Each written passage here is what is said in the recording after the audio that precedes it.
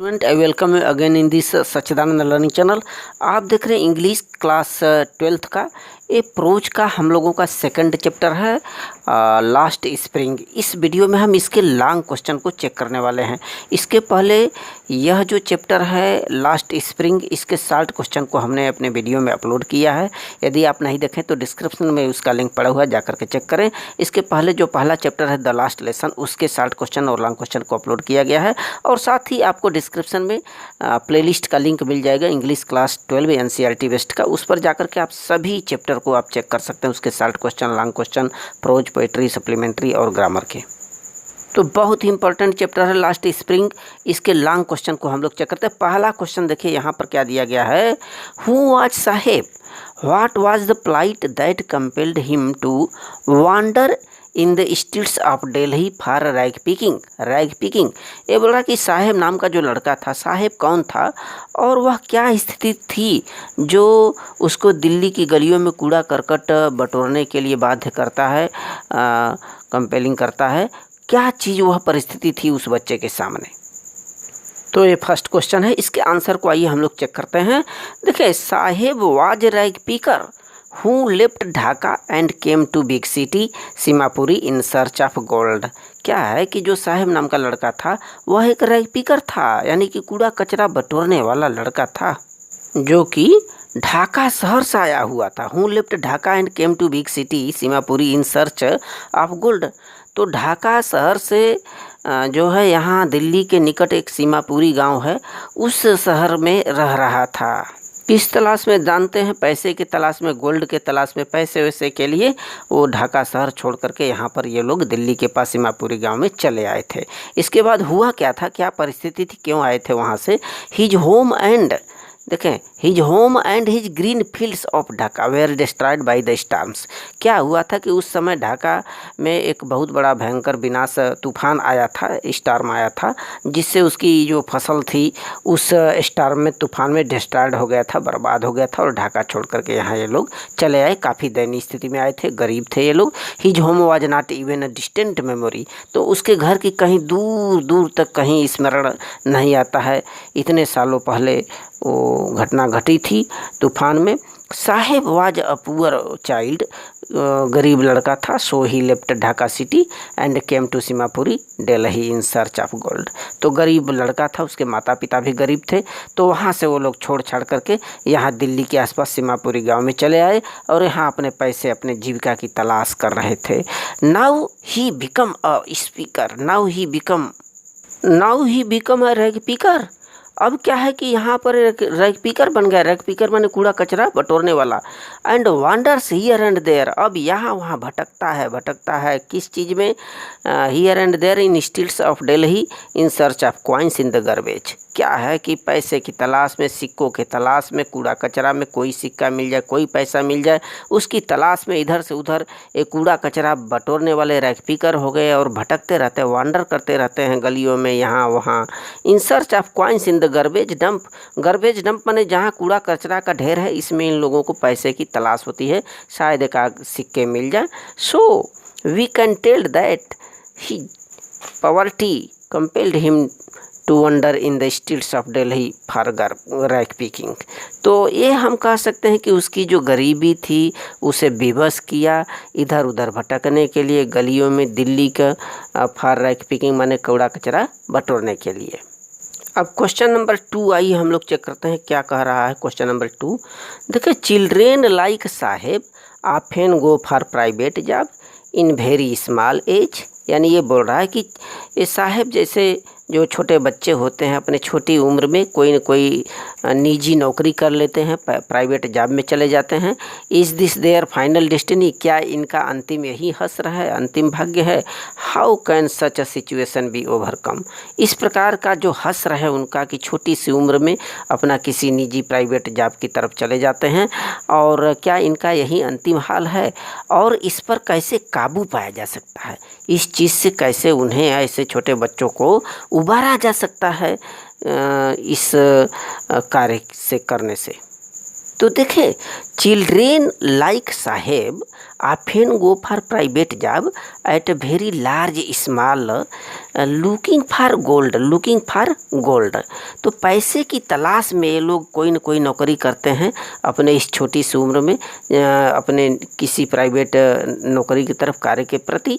Their parents income is very low. होता क्या है, रीज़न यही है कि इनके माता पिता बहुत ही गरीब होते हैं, इनकी इनकम जो है, कमाई जो है बहुत कम होती है। They do not have enough food to eat. इनके पास काफ़ी धन नहीं होता, पैसा तो होता नहीं जिससे खाना वाना भोजन खा सकें इनके पास। So their children wander here and there. तो इनके जो माता पिता गरीब होने के कारण इनके जो लड़के हैं वह भी इधर उधर भटकने लगते हैं इन सर्च ऑफ प्राइवेट जॉब, छोटी मोटी नौकरियों, प्राइवेट नौकरियों की तलाश में। Children also become rag pickers. और यही बच्चे रैग पिकर बन जाते हैं, यानी कूड़ा कचरा बटोरने वाले बन जाते हैं at a very little age. थोड़ी छोटी उम्र में ही थोड़े से लालच और पैसे के तलाश में they lose their whole life in private jobs without freedom. तो बगैर किसी आज़ादी के ये प्राइवेट जॉब करते रहते पूरे जीवन भर थोड़ी बहुत रकम के लिए। This is their final destiny. यही इनका अंतिम हश्र होता है। Because when they engage once in such jobs. क्योंकि होता क्या है कि यदि कभी किसी कार्य में लग भी जाए तो then they do not come out of this situation. तो इससे बाहर निकल ही नहीं सकते। Such situation could be overcome by the government law. तो इस प्रकार की जो उनकी परिस्थिति है, इस प्रकार का जो कार्य है, इससे इनको उभारा जा सकता है केवल सरकारी गैर कानूनी नियम के द्वारा, गवर्नमेंटेड लॉ के द्वारा। And also help with their parents. और उनकी जो माता पिता हैं, उनके माता पिता के मदद से इनको इस हसर से बाहर निकाला जा सकता है। So we should not give burden of child labour on the children. तो यहाँ पर कहा जा रहा है कि ऐसे बच्चों को अतिरिक्त बोझ इनके ऊपर न डाला जाए, इनसे बाल श्रम न कराया जाए।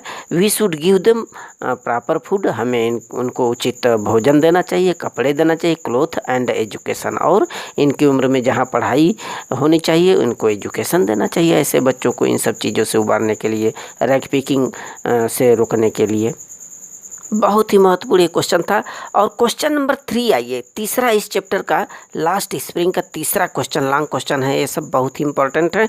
देखें, हु वाज मुकेश। मुकेश कौन था? What did he want to do in his life. अपने जीवन में वो क्या करना चाहता था। And what did he not want to follow. और क्या चीज़ वह नहीं करना चाहता था, क्या चीज़ का अनुकरण करना नहीं चाहता था। आइए इसके क्वेश्चन आंसर को हम लोग चेक करते हैं।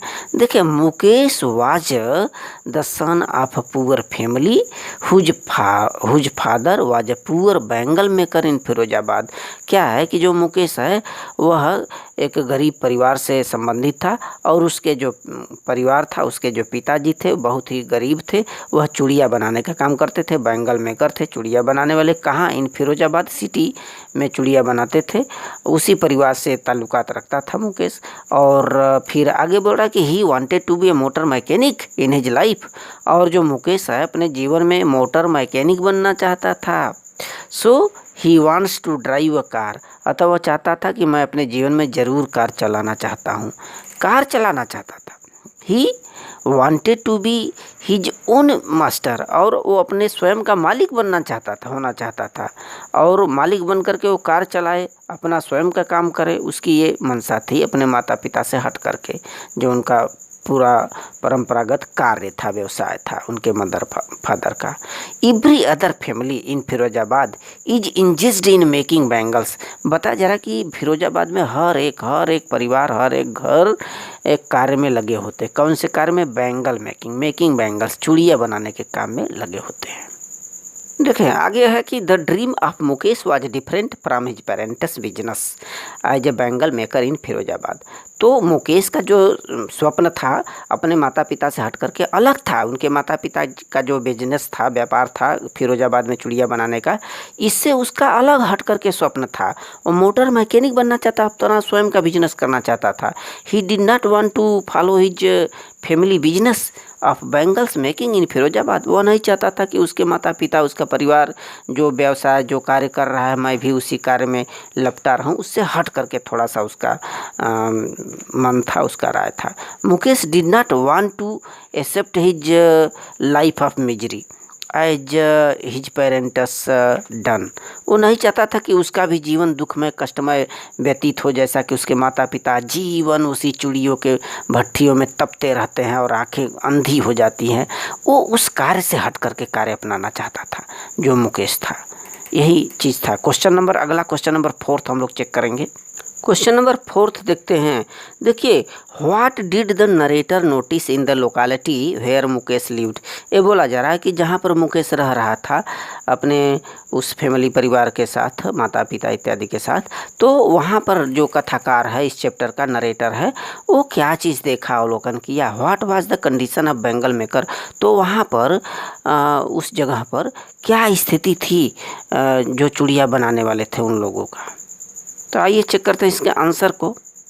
देखें कथाकार वहाँ पर क्या चीज़ें देखा था उस जगह पर जहाँ पर ये चूड़ियाँ बनाने वाले काम करते थे। The narrator noticed that the lanes were very stinking choked with garbage. तो यहाँ पर जो कथाकार है यह देखा कि वहाँ जो गलियाँ थी, लेंस मैंने वहाँ की जो गलियाँ थी, स्ट्रीट्स थी, वेयर वेरी स्टिंकिंग, बहुत बदबूदार थी। चोक्ड विथ गार्बेज माने कूड़ा करकट से ऐसा लगता था मानो चोक्ड हो जाएगा, दम घुट जाएगा।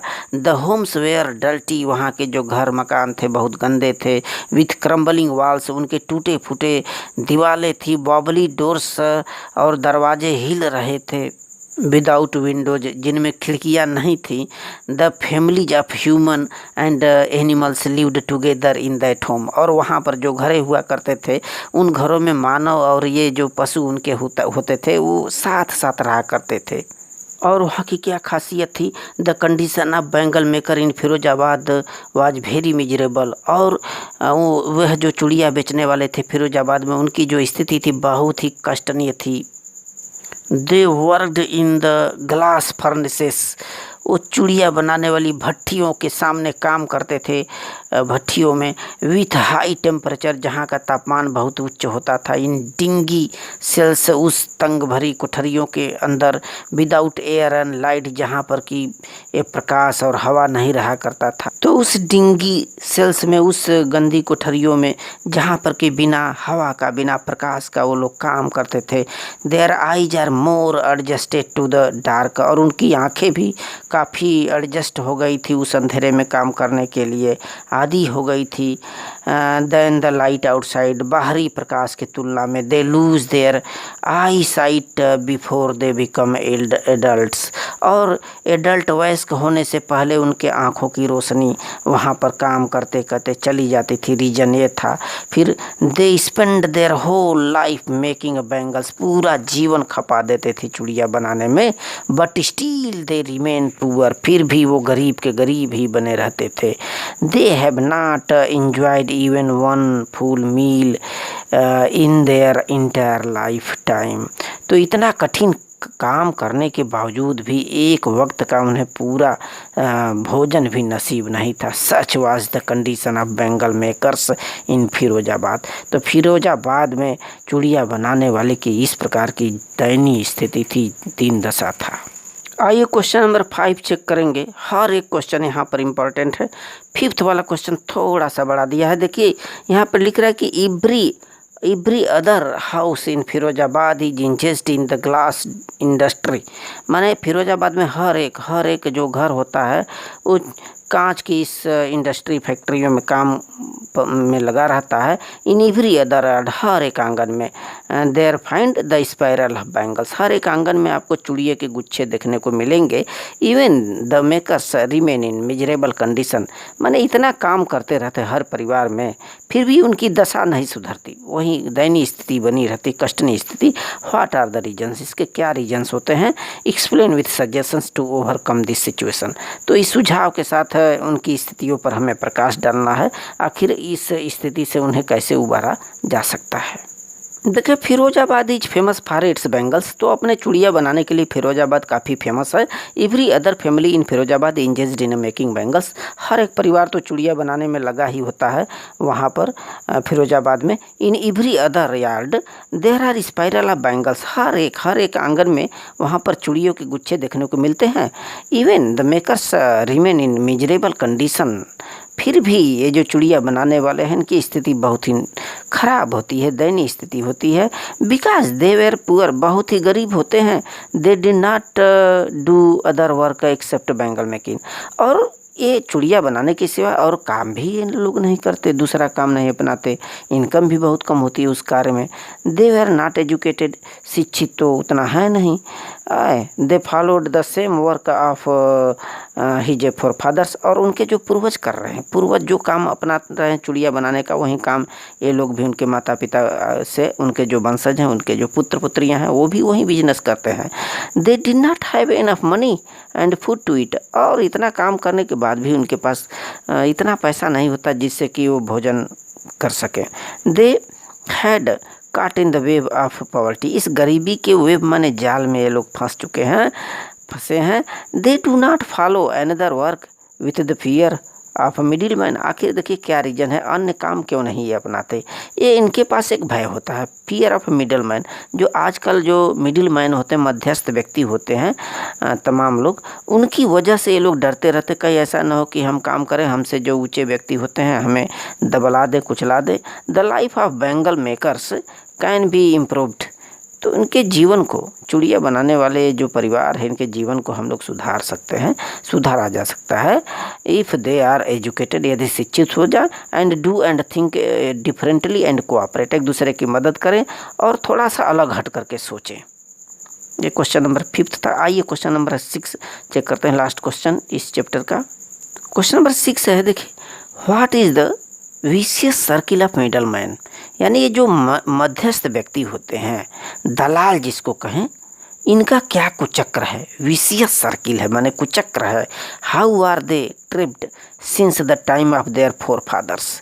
माने अपने पूर्वजों के समय से वे कैसे इस ट्रिप्ट में, इस कुचक्र में फंसे हुए हैं। खास करके चूड़ियाँ बनाने वाले ये जो दलाल होते हैं, इनके चंगुल में ये लोग कैसे फंसे हैं। कैन दे गेट ऑर्गेनाइज्ड, क्या ये लोग संगठित हो सकते हैं, संगठन बना सकते हैं। If not why questions mark. और माने कि यदि ये ऑर्गेनाइज संगठित नहीं हो सकते तो हमारे सामने प्रश्न है, आखिर क्यों, इसका रीजन क्या है, इस चीज़ को हम लोगों को बताना है। इसके आंसर को चेक करते हैं। देखिए the vicious circle is the wave of middle man.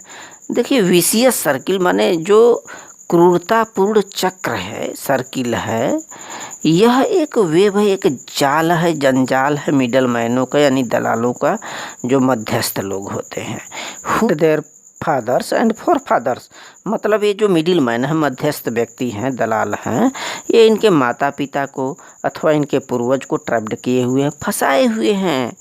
They can not be organised, ये संगठित हो ही नहीं सकते।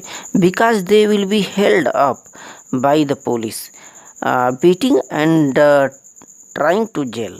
देखिए इनको तो ये भय होता है, यदि हम संगठित हों तो कहीं ऐसा न हो कि जो सिपाही है हमें घसीट ले जाए, हमारी पिटाई करे, बीटिंग करे और हमें जेल के लिए भेज दे। समथिंग इलीगल, किसी गैर कानूनी कार्य में हमें फंसा करके जेल न भेज दिया जाए, ये डर होता है। इसलिए ये लोग कभी एकजुटता नहीं बनाते। There is no leader among them, कोई इनके बीच कोई वैसा नेता भी नहीं होता। हु कुड हेल्प देम, जो इनकी मदद कर सके, आगे आ सके, हेल्प कर सके। सी थिंग्स डिफरेंटली, चीज़ों को थोड़ा सा अलग देखें, समझें। There are two distinct world, इनकी दो दुनिया होती है। वन ऑफ द फैमिली काट इन वेव ऑफ पॉवर्टी, एक तो गरीबी के जाल में फंसे हुए हैं।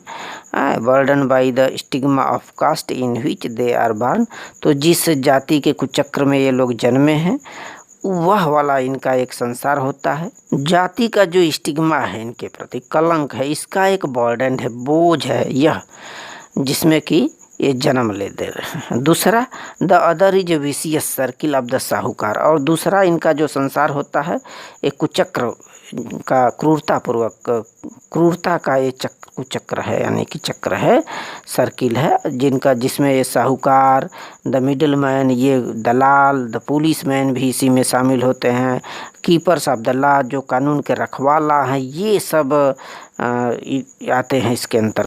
आगे इसमें बता रहे हैं द ब्यूरोक्रेट्स एंड पॉलिटिशियन, जो राजनीतिक व्यक्ति हैं, जो ब्यूरोक्रेट्स माने नौकरशाह हैं, ये इनका एक जंजाल होता है इन लोगों के ऊपर, कभी ये उबर ही नहीं पाते, कोई चीज़ सोच ही नहीं सकते। दूसरा, together they have imposed the baggage on the child that he can not put down. तो ये लोग क्या होते हैं, एक साथ टुगेदर, सभी एक साथ मिल करके एक बोझ, एक बैगेज माने बोझ, इम्पोज्ड माने लाद देते हैं उस बच्चे पर, जिससे वो कभी उबर ही नहीं सकता, कैन नॉट पुट डाउन, उस बोझ को उठा ही नहीं सकता, हटा ही नहीं सकता अपने सिर से ऊपर।